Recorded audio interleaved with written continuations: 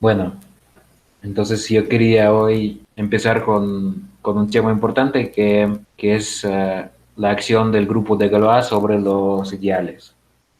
Entonces este va a ser el siguiente tema. Entonces acción del grupo de Galois de un campo de números sobre los ideales.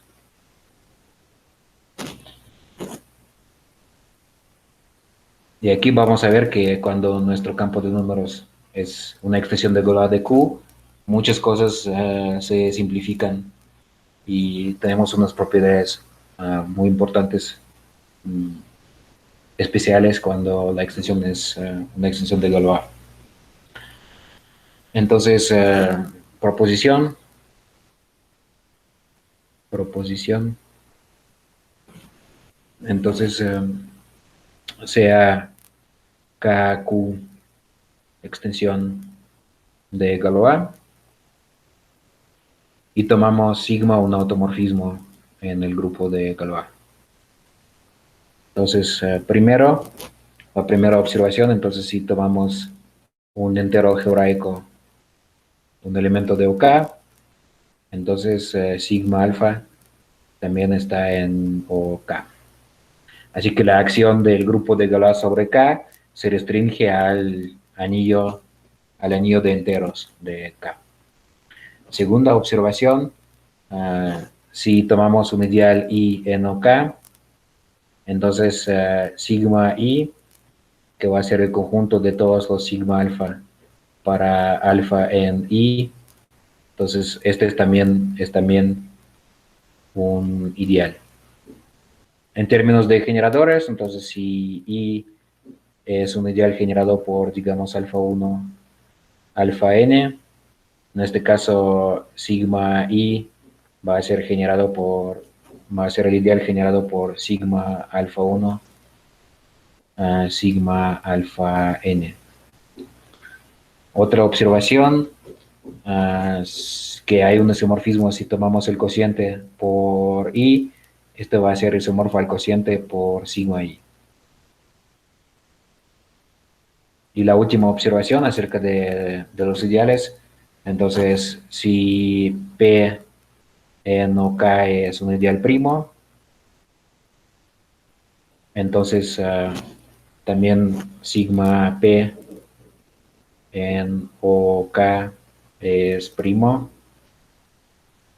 y además si si P es un primo que divide a un primo racional P, entonces sigma P también va a dividir al mismo primo racional P. Y si tomamos el grado del campo residual, este también va a coincidir en estos dos casos, ¿no? Entonces, si vamos a probar ahora pues todos estos resultados, ¿no? Bueno, demostración, pues primero porque la acción sobre los elementos de K se restringe a los enteros algebraicos, ¿no? Entonces, uh, si alfa es un elemento de OK, esto quiere decir que alfa es raíz de algún polinomio mónico f, ¿no? Mónico. Pero en este caso, sigma alfa es también una raíz, una raíz del mismo f, ¿no? Y pues ya que es una raíz de algún polinomio mónico, esto quiere decir que sigma alfa es también un entero algebraico, ¿no? Entonces, esto significa entonces que sigma alfa también va a estar en OK, ¿no?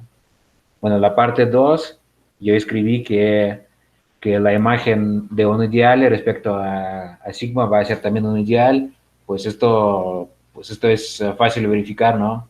Hay que solo usar que sigma es un automorfismo, entonces va a preservar sumas y productos y pues esto es fácil, ¿no? Es fácil.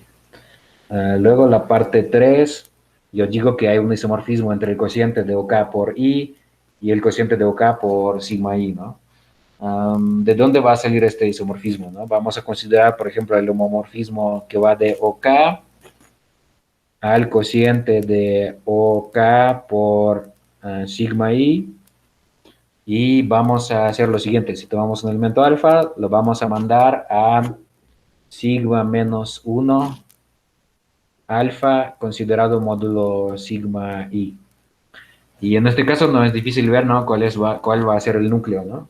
El núcleo van a ser precisamente los elementos de i, ¿no? Entonces, en este caso, el núcleo va a ser i, y este va a inducir entonces un isomorfismo entre el cociente de OK por i y el cociente de OK por sigma i. Luego la cuarta parte, donde yo digo que si tomamos un ideal primo, entonces aplicando un automorfismo a un ideal primo, también se obtiene un ideal primo, ¿no? Pero, pues, ¿cómo demostrarlo, no? Entonces, P es un ideal primo, pues esto significa precisamente que el cociente por P es un dominio de integridad.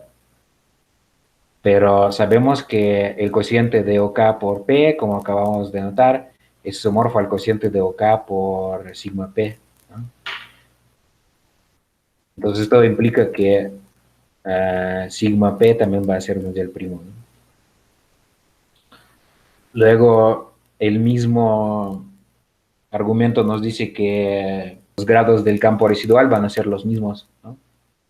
Entonces, si tenemos este isomorfismo en particular implica que OK cociente por P es isomorfo al cociente de OK por sigma P, y este va a ser F P a la F, la misma, pues, esta extensión. Entonces, esta proposición nos dice que hay una acción del grupo de Galois sobre los ideales en el año de enteros OK, y esta acción aún mejor se restringe a acción sobre los ideales primos, y el grupo de Galois va a permutar de alguna manera los ideales primos que están arriba de cualquier primo racional P, ¿no? Entonces, esto significa que entonces, conclusión de todo lo que hemos visto, que si tenemos un primo racional P, este de alguna manera se factoriza en ideales primos en el anillo OK. Y entonces el grupo de Galois va a actuar sobre los ideales P1, PS. Y esta acción del grupo de Galois sobre los ideales primos que están arriba de un primo racional P, esta precisamente va a ser el objeto principal de estudio pues de este capítulo en nuestro curso. Entonces, nuestro objetivo es entender cómo se ve esta acción del grupo de Galois sobre los ideales primos. Pues aquí no podemos por el momento dar muchos ejemplos particulares, ¿no? Pero un ejemplo muy sencillo de cómo se ve esto. Si tomamos K una extensión. Ajá. Tengo una pregunta antes de continuar. Esas propiedades, por ejemplo, la de que si es un ideal primo, entonces la imagen por el automorfismo es un ideal primo, ¿también se tiene para los ideales fraccionarios? Sí, porque pues yo no veo ningún problema con los ideales fraccionarios en este caso. Sí, sí, sí. Con los ideales fraccionarios yo creo que todo lo que acabo de decir va a funcionar de la misma manera. Porque, pues sí, si aplicamos un automorfismo a un ideal fraccionario, también vamos a tener algún ideal fraccionario así. Sí, sí, sí. Bueno, entonces un ejemplo particular de esta acción, podemos tomar un campo cuadrático. Entonces,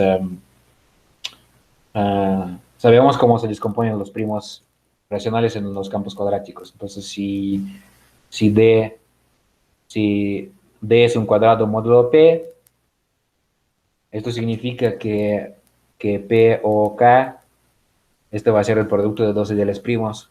Pero de hecho se puede ver que este es el producto de P por sigma P, donde sigma es el automorfismo no trivial. Entonces, el grupo de Galois en este caso consiste en dos elementos, ¿no? Uno es sigma, y entonces pueden ver que en los campos cuadráticos, cuando un primo racional se descompone en dos ideales primos, el segundo ideal primo es precisamente la imagen del primer ideal primo respecto al automorfismo, respecto a pues, su conjugado de Galois, ¿no?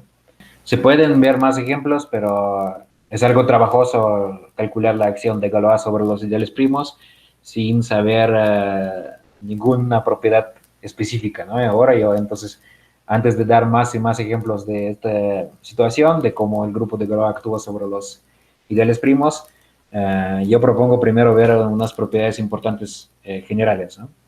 Entonces, una propiedad general es que esta acción es siempre una acción transitiva. Y esto se demuestra de la siguiente manera. Entonces, primero tenemos el siguiente lema, y este lema se atribuye a Tate. Entonces, es un lema muy general acerca de acciones de grupos finitos. Entonces, sea A un anillo conmutativo,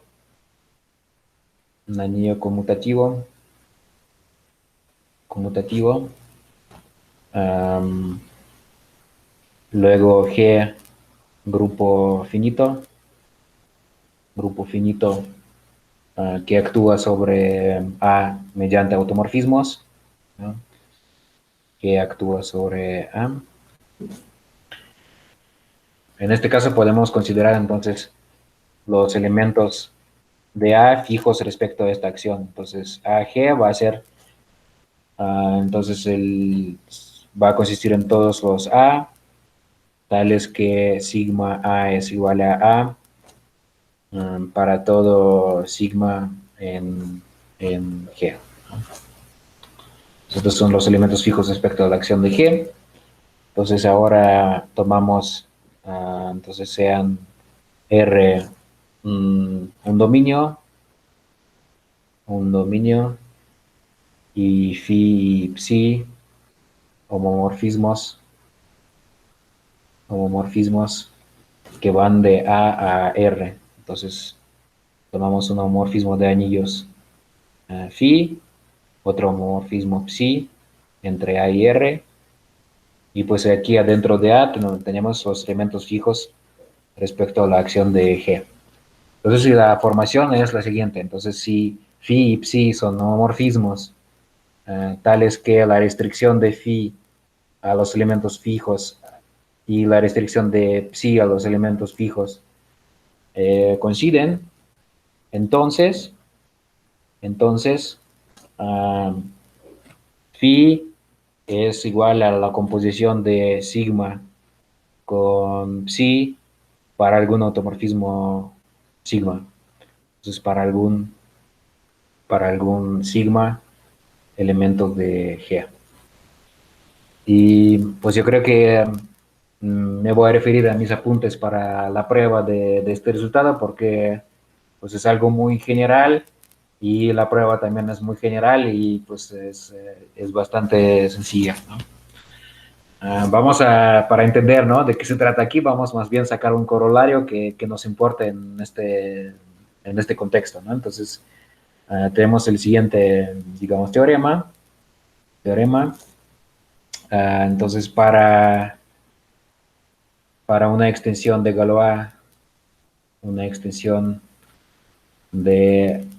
Galois, K sobre Q, entonces, si P1, P2 en OK son primos, son ideales primos que están arriba del mismo primo racional P, entonces tales que P1 y P2 dividen a P, entonces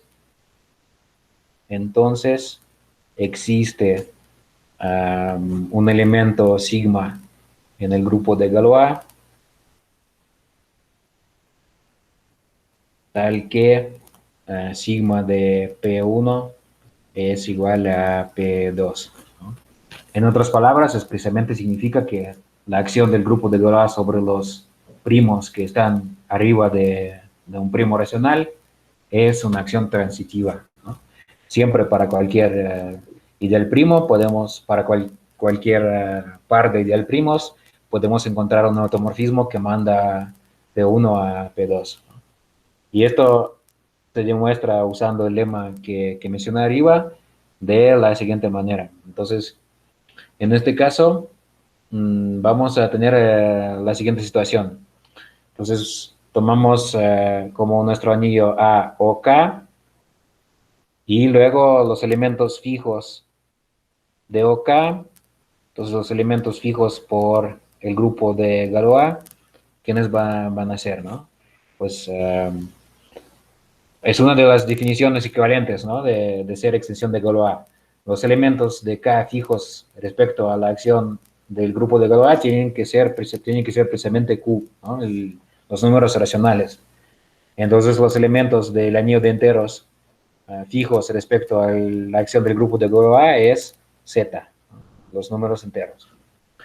Y aquí, pues si tomamos dos ideales P1 y P2, entonces podemos realizar estos como núcleos de algún homomorfismo de OK a pues alguna extensión finita de FP, pero para no pensar cuál es esta extensión finita de FP, pongamos que este es, no sé, FP barra, ¿no? Entonces digamos que este es, va a ser phi 1 y P2 va a ser el núcleo de algún homomorfismo phi2 que va de OK a FP. Entonces tomamos estos dos homomorfismos, phi1 y phi2, homorfismos a FP barra, y entonces el lema de arriba, ¿qué nos va a decir, no? Pues aquí primero vamos a notar que la restricción de phi1 a los enteros y phi2 a los enteros, pues es la misma, ¿no? Y entonces el lema de Tate implica entonces que existe algún sigma en el grupo de Galois, tal que phi 1 es igual a sigma compuesto con phi 2. Y entonces, si ahora tomando los núcleos, ¿no? Entonces, esto nos va a decir que sigma del núcleo de phi 1 va a ser igual al núcleo de phi 2. Y ahí está, ¿no? Entonces, este va a ser igual a sigma P1 y este va a ser igual a P2.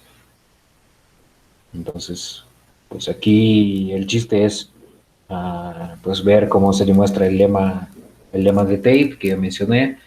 Pues esto yo creo que mejor que lo vean en mis apuntes, ¿no? Y pues a mí me gustaría ahora sacar unas consecuencias importantes de la transitividad de esta acción del grupo de Galois sobre los ideales primos. Entonces tenemos el siguiente resultado. Entonces proposición.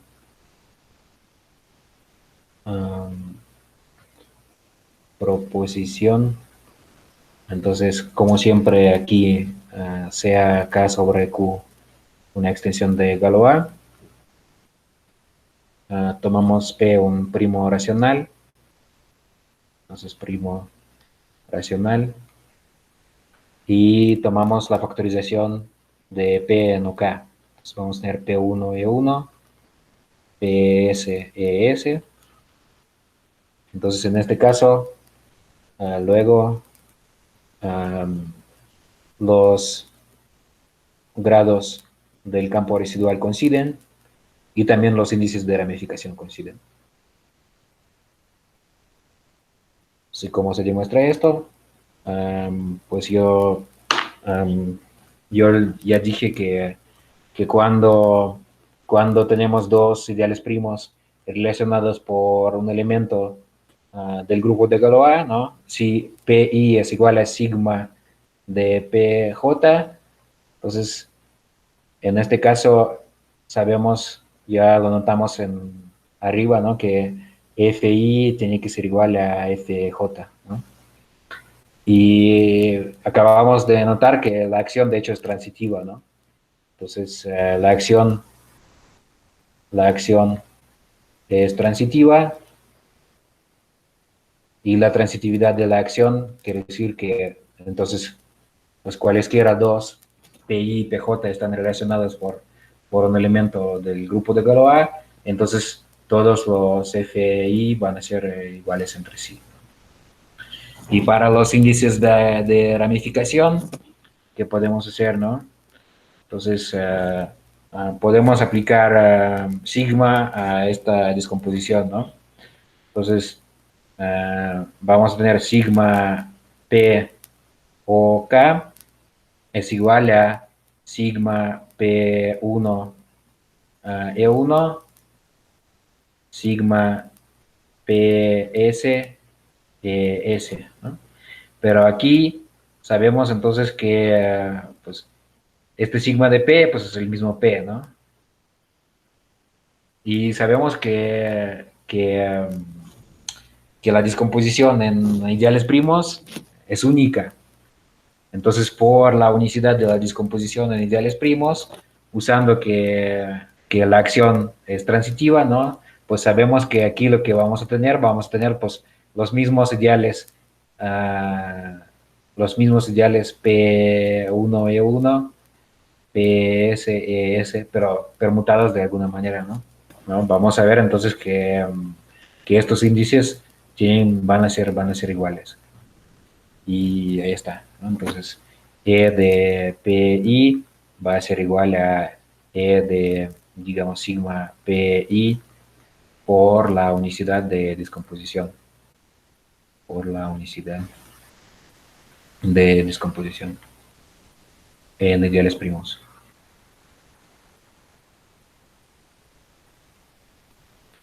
Y pues ahí está. Entonces,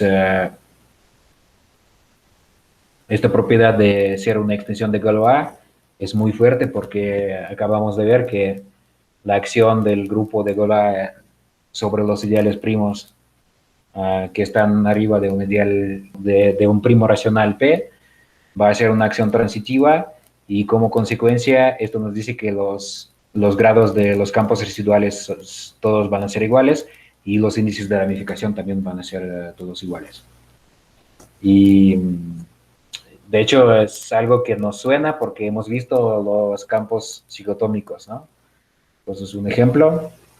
Entonces, si tomamos K, el enésimo campo cigotómico, ¿qué hemos visto ahí, no?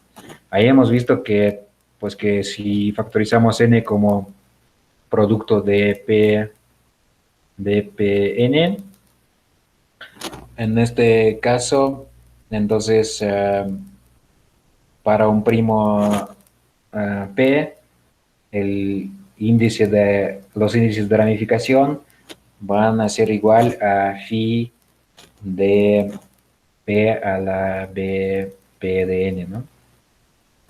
Y los grados de campos residuales van a ser iguales a, pues este es el orden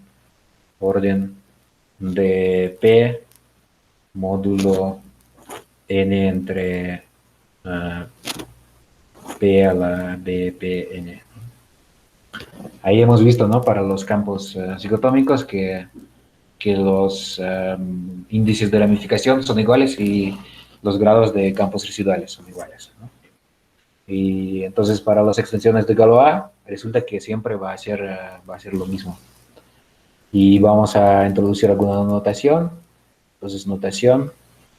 Entonces, si K sobre Q es Galois, es un campo de números que es una extensión de Galois.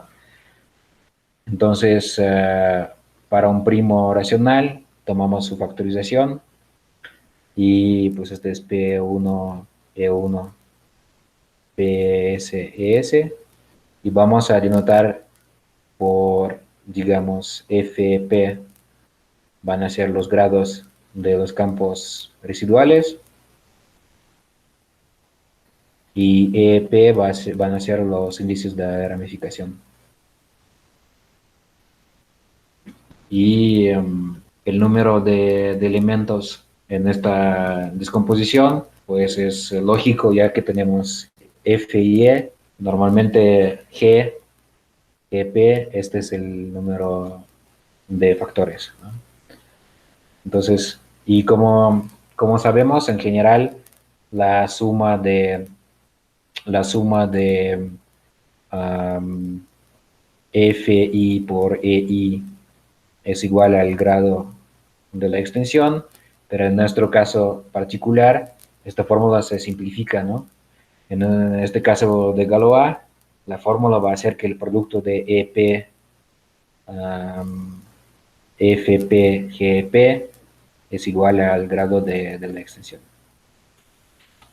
Y entonces esto es lo que va a pasar en el caso de extensiones de Galois. Y me gustaría terminar por algún ejemplo de una extensión de Galois, de cómo ocupando estas propiedades, ver que, cómo se factorizan los ideales racionales, ¿no? Entonces vamos a tomar un ejemplo. Yo voy a tomar el campo K, que es Q con la raíz cúbica de 19. Pues esta extensión sobre Q no va a ser Galois. Entonces hay que tomar su cerradura de Galois. Y la cerradura de Galois va a ser Q, la raíz cúbica de 19, y Z3. Entonces, si vamos a tener lo siguiente, ¿no? Tenemos L, ahí como un subcampo tenemos K, este es un campo cúbico, y también aquí en este caso tenemos el subcampo cuadrático F, que es Q con Z3, ¿no? Y entonces este va a ser F. Entonces, tenemos esta situación, ¿no? Y a mí me gustaría ver cómo se factorizan los primos racionales en L. Yo afirmo que, pues para verlo, no hace falta hacer muchos cálculos, basta ver cómo se factorizan en K y en F. Entonces, ¿cómo se hace esto? La primera consideración es la siguiente. Entonces, notamos una pequeña nota que si, tomamos, tomamos, por ejemplo, OL, OK, Z, aquí tomamos un primo racional P, y arriba de este P vamos a tener algún ideal, digamos, la P gótica, ¿no? Este es un ideal que está arriba, ¿no? Pues este ideal P, pues no necesariamente va a ser ideal primo en OL, pero pues arriba de este P va a estar otro ideal Q, ¿no?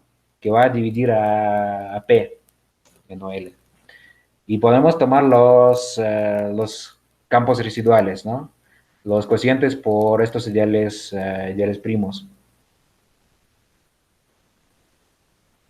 Y aquí la observación es la siguiente, ¿no?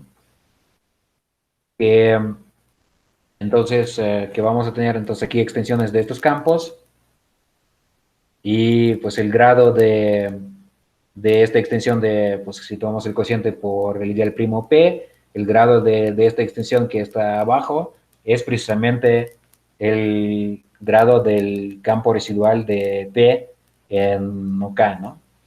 Y pues la extensión grande va a ser precisamente el grado del campo residual de Q respecto a la factorización en OL. Pero lo que siempre vamos a tener es que el grado va a dividir al grado del campo residual FQ, ¿no? Entonces esto es útil, ¿no? Y de la misma manera también vamos a ver que los índices de ramificación también siempre se van a dividir, ¿no? Por ejemplo, vamos a ver cuáles son los primos ramificados en estas extensiones, ¿no? Vamos a calcular los discriminantes.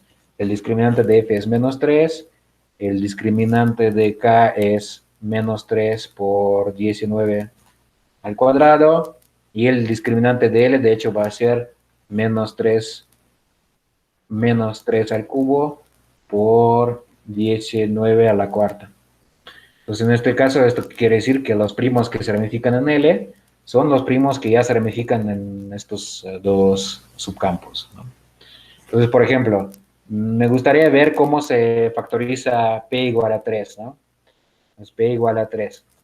Sabemos que cómo se factoriza P en OF. O en OF, va a ser, vamos a tener una ramificación, digamos, este va a ser un ideal R al cuadrado, ¿no?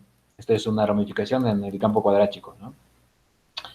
Y pues ahora, de alguna manera, este ideal R pues puede factorizarse más cuando pasamos a OL, ¿no? Si factorizamos en OL, pues no sabemos qué va a pasar, pero por lo menos sabemos que ya que aquí el índice de ramificación es 2, entonces el índice de ramificación va a dividir al índice de ramificación en OL.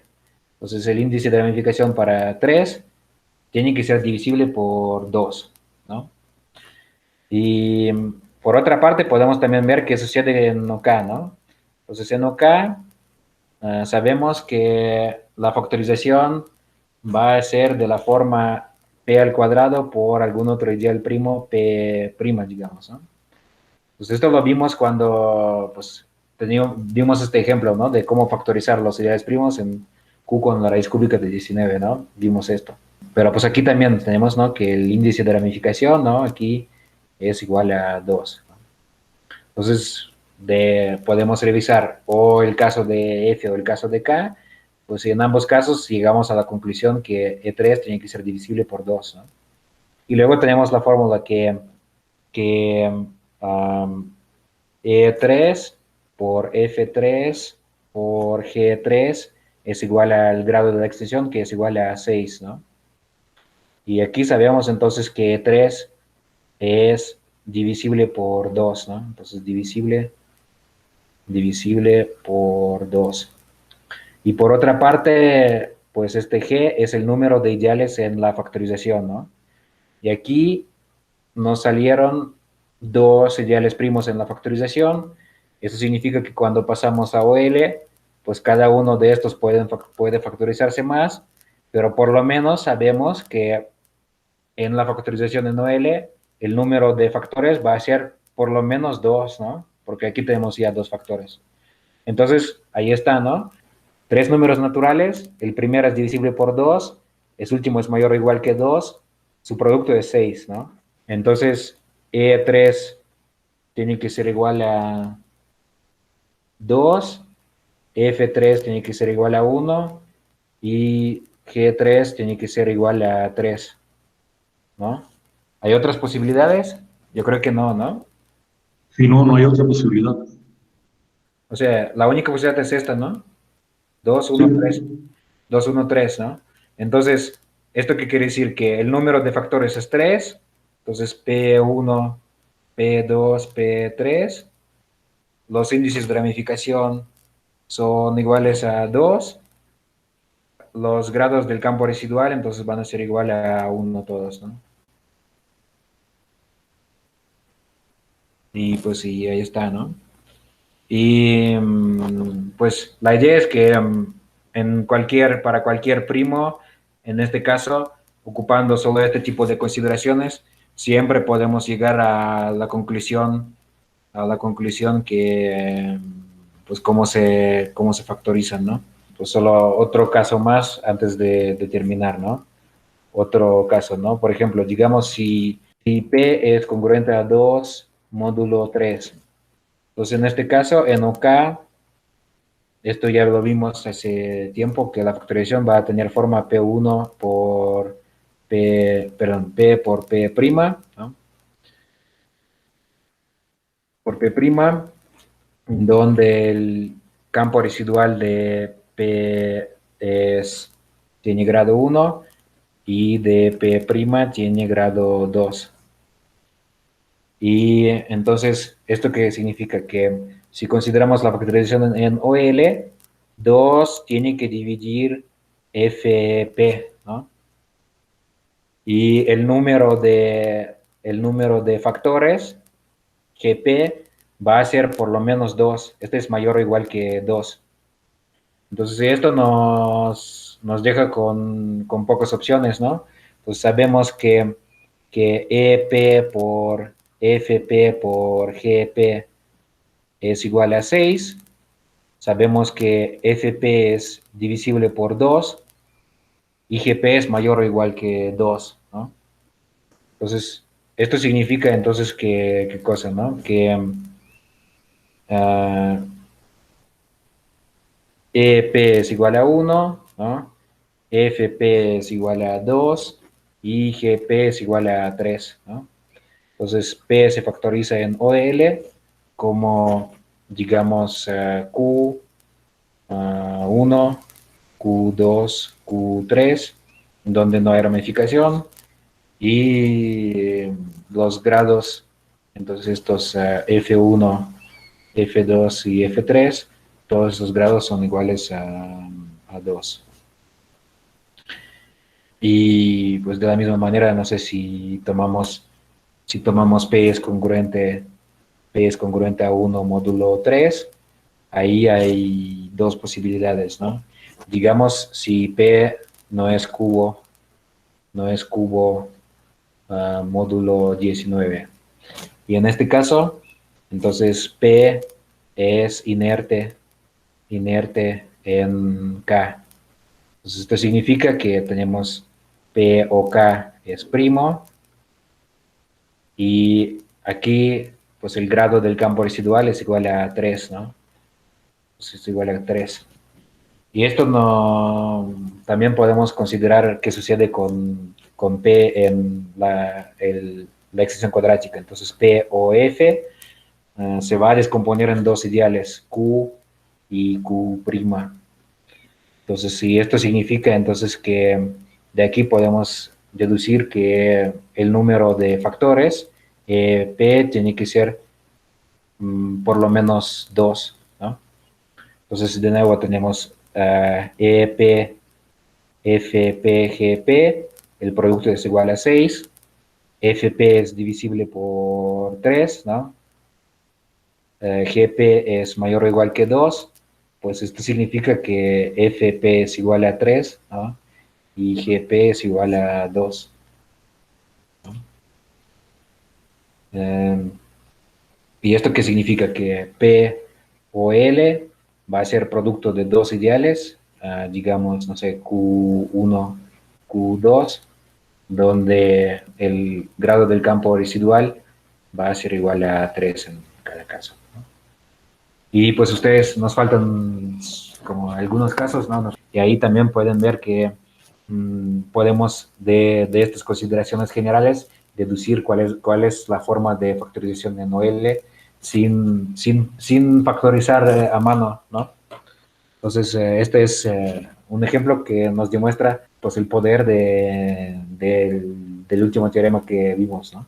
Que los grados del campo residual son siempre iguales y los índices de ramificación son siempre iguales en el caso de Galois, ¿no? Y yo creo que ya no tenemos más tiempo y pues aquí podemos terminar por el momento, ¿no? No sé si tienen algunas preguntas o dudas sobre... Profesor, yo quiero saber si el tema de Tate y el teorema que iba después están en sus apuntes, en el libro que tiene ahí en su página. Bueno, yo aprendí el lema de Tate de un curso de la teoría algebraica de números en Leiden. Y yo no sé cuál es la referencia para este resultado.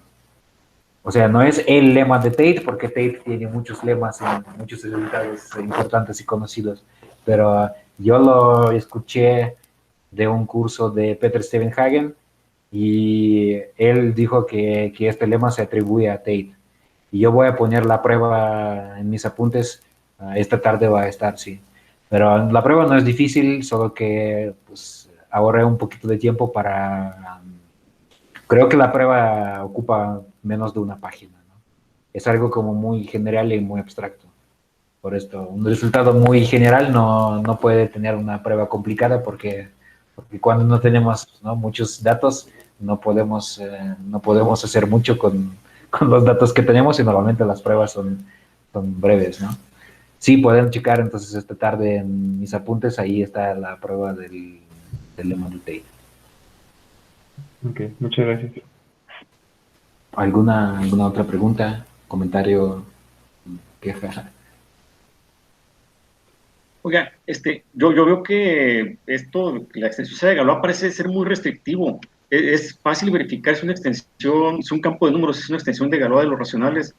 ¿Qué tan fácil? Podemos tomar el polínomo primero escribir nuestra extensión como extensión generada por un solo elemento, ¿no? Y luego tomar el polinomio mínimo de este elemento. Y hay que ver si las raíces de este polinomio mínimo están en la extensión. Si todas las raíces de del polinomio mínimo ya están en la extensión, esto quiere decir que la extensión es normal y entonces es una extensión de Galois. Pero si alguna raíz no está, como pasa con estos ejemplos, ¿no? Cuando añadimos una raíz cúbica de 2 o de 19, ¿no? Como hacía hoy. En este caso, pues se ve que alguna raíz falta y esto quiere decir que la extensión no es normal y por eso no va a ser una extensión de Galois. Pues la respuesta más o menos es esta, ¿no? Hay que ver si alguna raíz del polinomio mínimo del generador de nuestro campo falta a nuestro campo, ¿no? Si no está. Esta es la respuesta. Y luego, pues también esto se puede hacer con una computadora, ¿no? Pues, obviamente hay algoritmos para ver si la extensión es Galois, calcular la cerradura de Galois, pues esto es como algorítmicamente no es una cosa tan complicada. Pero sí, lo que usted dice es cierto, que la condición de ser Galois es algo muy restrictivo. Como que no, si tomamos un campo de números al azar, pues esto normalmente no va a ser una extensión de Galois. Pero muchas extensiones que son importantes e interesantes sí son extensiones de Galois. Y si no es de Galois, podemos tomar la cerradura de Galois y trabajar con la cerradura de Galois. Esto también es útil. Ajá, bueno, muchísimas gracias a ustedes por conectarse. Entonces nos vemos el miércoles y yo voy a seguir hablando de la teoría de Galois. Yo voy a hablar del grupo de descomposición, grupo de inercia y los elementos de Frobenius en este caso, que también es un tema muy importante. Y luego mi objetivo es formular el teorema de densidad de Chebotarev. Y pues como siempre, si quieren ver algún tema, si tienen alguna pregunta, duda, comentario, me pueden escribir por correo y pues todos los comentarios son bienvenidos, ¿no? Entonces, gracias por conectarse y nos vemos el miércoles a las 12:30, como siempre. Muchas gracias, hasta luego. Hasta luego.